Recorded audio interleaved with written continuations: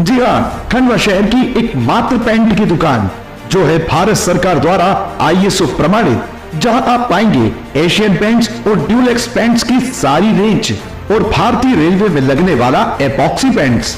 साथ ही हमारे यहाँ वाटरप्रूफिंग केमिकल की सारी रेंज उपलब्ध है और मकान में लगने वाले दीमक का काम भी किया जाता है। अधिक जानकारी के लिए संपर्क करें राजा पेंट्स, बॉम्बे बाजार, खंडवा। आज इंदिरा ज्योति सम्यक अभियान खंडवा जिले में प्रवेश की है। ये अभियान पिछले साल शुरू हुआ था और ये इंदिरा गांधी जी के सिद्धांतों को लेकर चलाया गया है और सम्यक यानी कि समानता के उद्देश्य से ये अभियान को चलाया गया है, जो कि अगली कड़ी ये खरगोन जाएगी और ऐसे करते हुए मध्य प्रदेश के सारे जिलों को ये कवर करके इसका समापन होगा। वैसे तो ये मध्य प्रदेश के बाद छत्तीसगढ़, राजस्थान और भी प्रदेशों में जाएगी। क्या उद्देश्य है इस यात्रा का?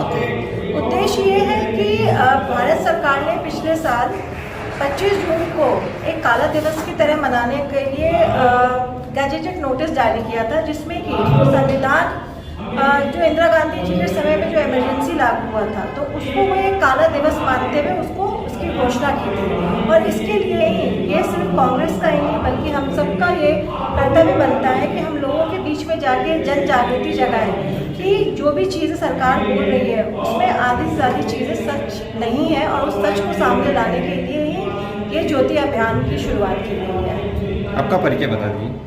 मैं पल्लवी राज बहादुर सिंह राठौर, जिला पंचायत सदस्य पल्लवी ब्लॉक से। और हम आपको ये बताना चाहते हैं कि 2 मई 2022 से सम्यक अभियान की शुरुआत हुई है और जो सम्यक अभियान का जो शुभारंभ हुआ उसका मुख्य कारण शिक्षित युवाओं के साथ में जो बेरोजगारी की समस्या पैदा हुई, और वो बेरोजगारी की समस्या दरअसल सरकार की नासमझी के कारण हुई या सरकार ने जानबूझकर ऐसी नीतियाँ बनाई, उसके वजह से बेरोजगारी की समस्या विकट से विकराल स्थिति में पहुंच गई। उन चीज़ों को लेकर के हमने 9 सूत्रीय अभियान ये रहा है, जिसमें 4 मुद्दे हमारे शिक्षित बेरोजगार युवाओं से संबंधित हैं, 3 उसमें मुद्दे समता मूलक सामाजिक व्यवस्था से संबंधित है, और एक मुद्दा उसमें कृषि क्रांति लाने के लिए इंडस्ट्री सेंट्रिक कम्युनिटी फार्मिंग से संबंधित है। एक मुद्दा जो है पूर्व राजा महाराजाओं की संपत्ति को सरकारी करने संबंधित है, जो एकाधिकार युक्त पूंजीवाद और राजवंशीय व्यवस्था के तहत जो संपत्ति लोगों के पास थी, उस संपत्ति को किस तरह से सरकारी किया जाना है, समय समय पर कानून बने उसके बाद भी उनके पास वो संपत्ति बची हुई है। तो उन बातों को लेकर के है, मतलब समता, समानता, सम्यक विकास, देश के सम्मान और देशवासियों के स्वाभिमान को लेकर के ही ये सम्यक अभियान का शुभारंभ उस समय किया गया। आप सभी जानते हैं कि सम्यक अभियान 1 साल में ही काफ़ी गति पकड़ लिया था, अभियान बड़ा रूप ले चुका था, और कुछ ऐसी बातें थी कि 2023 के विधानसभा चुनाव के पहले इसे मैनिफेस्टो में देने नहीं देने, इस पर विचार काफ़ी चल रहा था। बड़ी पार्टी है, कई बार विचार मंथन में समय ज़्यादा लग जाता है। उस समय तो नहीं दिया गया, लेकिन बाद में इस पर काफ़ी विचार किया गया पार्टी लेवल पर कि वास्तव में सम्यक अभियान के मुद्दे आम जनता से जुड़े हुए हैं, 21वीं सदी उज्ज्वल भविष्य की भावना से जुड़े हुए हैं। तब पार्टी ने इस सम्यक अभियान को पार्टी का अभियान या पार्टी का समर्थन घोषित किया, और पूर्व मंत्री PC शर्मा सम्यक अभियान के प्रदेश प्रभारी हैं। सम्यक अभियान के तहत संचालित इंदिरा ज्योति अभियान है, चले राम राज्य की ओर अभियान है।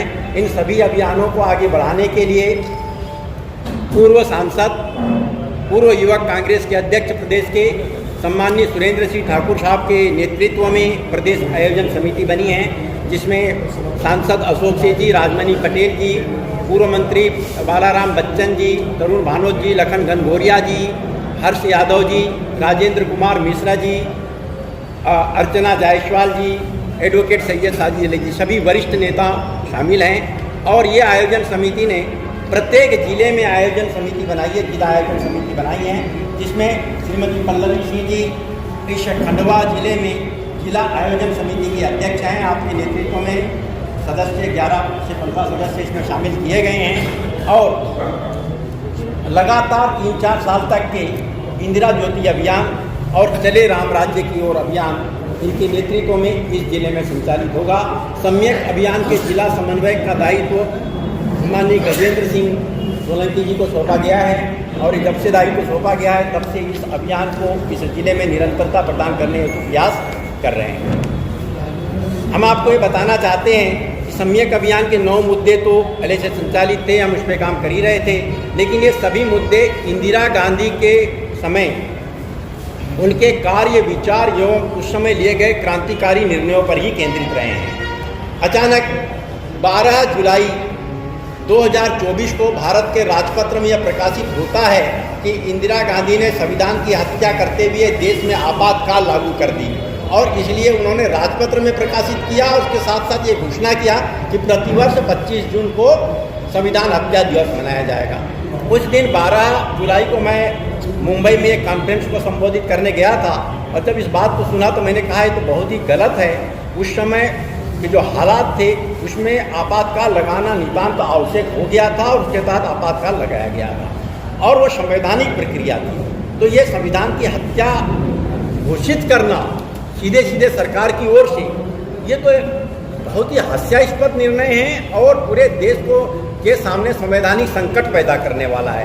यदि आज के 49 साल पहले संविधान की हत्या हो गई तो हमारा देश किस संविधान के तहत चल रहा है, ये सबसे बड़ी सोचने की बात। तो हमने इसके बाद में 25 जून 2024 को 25 जुलाई 2024 को दिल्ली के प्रेस क्लब में पत्रकार वार्ता आयोजित किया। ये जो संविधान हत्या दिवस घोषित किया है गलत है। हम आपको बताना चाहते हैं कि उस पत्रकार वार्ता में पत्रकारों की संख्या से दुगुनी संख्या में पुलिस वाले थे और वे मुझे पत्रकार वार्ता करने नहीं देना चाह रहे। हमने उनसे समय लिया कि हमें पत्रकार वार्ता करने दीजिए, उसके बाद आप चाहे तो हमें गिरफ्तार कर लीजिए। जब हमने पत्रकार वार्ता किया, ये आप सब लोग, मैं आप लोगों के बीच का हूँ, मैं पत्रकार ही रहा हूँ, संपादक रहा हूँ, 30 किताबें लिख चुका हूँ, तो आप सब लोगों के लिए निश्चित रूप से गर्व की बात होगी कि पत्रकार हमेशा तथ्यात्मक बात करते हैं। हमने पूरे तथ्यात्मक बातें किया, उस समय के हालात, कानून, पद्धति, हर चीज़ का बारे में विस्तार से उल्लेख किया। तो जो पुलिस के बड़े IPS ऑफिसर थे जिन्होंने गिरफ्तार करने की तक के धमकी दिया हुआ था, उन्होंने कहा कि सर हम आपको गिरफ्तार नहीं कर सकते बल्कि हम अपने ओर से काफ़ी पिलाएंगे। ये बात हुई। उसके बाद में हमने मुंबई, नागपुर, लखनऊ, जयपुर और देश के तमाम राज्यों की राजधानी में जाकर के प्रेस कॉन्फ्रेंस करते हुए उस समय उत्पन्न हालात और आज के हालातों पर चर्चा करते हुए पत्रकार वार्ता किया। हमने देखा कि जो जिस राम राज्य की परिकल्पना आज की जा रही है, दरअसल ये राम राज्य नहीं है। महात्मा गांधी ने 11 सितंबर 1929 को भोपाल प्रवास पर रहते हुए भोपाल में नवाब के आमंत्रण पर भोपाल आए थे और नवाब के आमंत्रण पर भोपाल आए थे। जिस सभा को संबोधित कर रहे थे उसमें 90% मुस्लिम वर्ग के लोग ही थे। उनसे सवाल स्तंभकारों और पत्रकारों ने किया कि देश जब स्वतंत्र हो जाएगा तो आप किस प्रकार की व्यवस्था बनाना चाहते हैं। तो उन्होंने कहा कि निश्चित रूप से देश स्वतंत्र होने के बाद में जो लोकतांत्रिक सरकार बनेगी वो पूर्ण रूपेण राम राज्य की तर्ज पर होगी। तब कुछ लोगों ने कहा कि क्या आप हिंदू राष्ट्र बनाना चाहते हैं? तो उन्होंने कहा मैं हिंदू राष्ट्र की बात नहीं कर रहा हूँ, मेरे लिए राम और रहीम में कोई अंतर नहीं है। मैं उस राज्य की बात कर रहा हूँ जिसमें भेदभाव न हो, जिसमें भ्रष्टाचार न हो, जिसमें किसी भी किस्म से ऊंच नीच के भाव न हो, कोई सब प्रसन्न हो, न्याय सुगम हो। तो मैं उस राज्य की बात कर रहा हूँ। तो आज जो हालात पैदा हुए हैं, आज जो दबाव की राजनीति चल रही है, आज जो भेदभाव चल रहा है, आज जैसे भ्रष्टाचार चरम सीमा पर पहुंच चुका है, तो इन हालातों को क्या हम राम राज्य कह सकते हैं? राम के नाम पर गलत काम कैसे बर्दाश्त किया जा सकता है? तो हम उस राम राज्य की परिकल्पना कर रहे हैं जो अवधपति श्री राम ने स्थापित किया था, जिसके तहत ये था कि उनके गुप्तचर अपने राज्य में भ्रमण करते थे और ये पता लगाते थे कि इस राज्य में कोई दुखी तो नहीं है।